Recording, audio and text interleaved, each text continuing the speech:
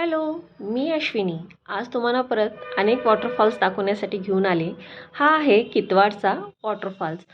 हे धरण जेव्हा ओव्हरफ्लो होतं, तेव्हा हा धबधबा म्हणून इकडच्या साईडला पाणी पडतं.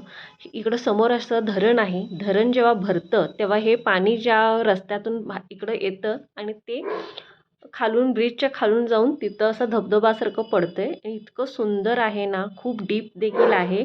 वरून मी तुम्हाला दाखवत आहे. इतका सुंदर नेचरनी भरलेला हा किटवाडचा वॉटरफॉल्स आणि किटवाड तर इतकं सुंदर आहे ना, आजूबाजूला शेतीनं भरलेलं गाव आहे किटवाड. खरंच खूप सुंदर गाव आहे. बघू शकता इतकं छान वाटत होतं. मी जाऊन जवळ बसले होते, कारण की तिकडं मी बसले होते तिथं खूप सेफ आहे आणि तिकडच्या साईडला धबधबा पडत होता आणि खूप सुंदर वाटत होता. आवाज तर इतका छान येत होता धबधब्याचा आणि सगळे खूप एन्जॉय करत होते.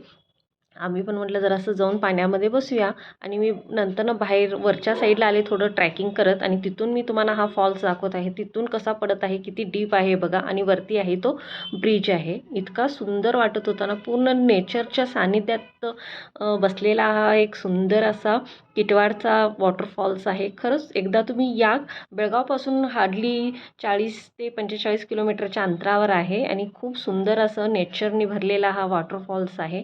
तो ही दोन मुलं काय करत होते देवालाच माहीत, कुठं खाली उतरून गेलते आणि येताना त्यांना जमत नव्हतं. थोडंसं आम्ही मदत केलं त्यांना वरती काढायला आणि ती मुलगी कसलं तर चप्पल घातली होती आणि त्याच्यानंतर बघू शकता इतक्या सुंदर नेचरनी ना मी खरंच खूप एन्जॉय केले हा धबधबा.